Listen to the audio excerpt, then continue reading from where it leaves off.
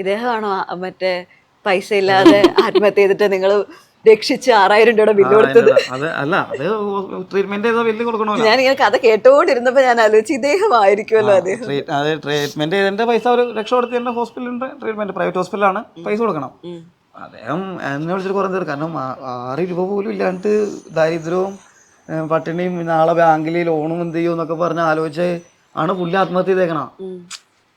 അവിടുത്താണ് 6000 രൂപ ബില്ല് കൊണ്ടേ കൊടുക്കുമ്പോൾ പിന്നെ അദ്ദേഹത്തെ പിന്നെ വിളിച്ച അമ്മക്കും മുത്തക്കൊക്കെ തെറിയായിരുന്നു പുള്ളി, നല്ല തെറിയായിരുന്നു പുള്ളി.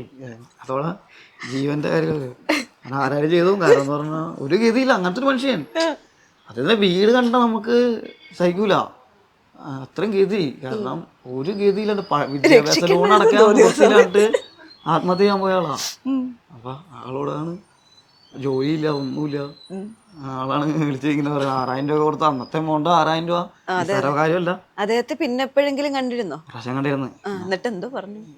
അതൊക്കെ വിട്ട, അത് ഇപ്പൊ ജീവിക്കണ്ട എന്തായാലും. പിന്നെ അത് കഴിഞ്ഞപ്പോ ജീവിക്കണം അറിയില്ല. അതിന് ശേഷം മരണപ്പെട്ടെണ്ണ അതൊന്നും നമുക്ക് കൃത്യമായിട്ടില്ല. ചിലവർ മരണപ്പെട്ടെന്ന് പറഞ്ഞ് വീണ്ടും ആത്മഹത്യ എന്ന് പറഞ്ഞ് കേട്ടറിവ് മാത്രമേ ഉള്ളൂ, കണ്ടറിവില്ലാത്തതുകൊണ്ട് എനിക്ക് അതിനെ കുറിച്ചൊന്നും പറയാനും കഴിയില്ല.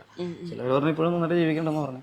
പലരും വാക്കാനുള്ള അത് ആ സമയത്ത് പോയി നമ്മൾ പിന്നെ എപ്പോഴും കാണുമ്പോൾ സാർമാർ, ആ ബാച്ചിലിന്റെ സാർമാരെ കാണുമ്പോൾ നീ പറഞ്ഞാൽ പുള്ളിയുടെ കാര്യമില്ല. അത് അവർക്ക് ഒരു ഞങ്ങളുടെ മനസ്സിൽ നിന്ന് ഒരു എന്താ പറയാ, ഇത്ര ഒരാളുടെ ജീവനെ രക്ഷിച്ചിട്ട് ഇങ്ങനെ ഒരാൾക്ക് തെറിയായിട്ടുണ്ടാവില്ല. അപ്പോൾ സാർമാരുടെ അനുഭവത്തിലും അത് കേട്ടൊരു വ്യക്തി ഞാൻ മാത്രമേ ഉള്ളൂ. അതുകൊണ്ടാണ് അത് പെട്ടെന്ന് മറക്കൂല.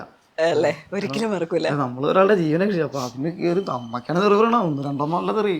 അന്നത്തെ ഫോണിലെ റെക്കോർഡൊന്നും ഇല്ലാതായി പോയി. അന്നത്തെ റെക്കോർഡ് ഫോണെല്ലാണ്ടായി പോയി. അല്ലെങ്കിൽ പിന്നെ ആമാരെ തെറി പറഞ്ഞോണ്ടിരുന്ന ഫോൺ വഴിയാണല്ലേ കിട്ടിയത്.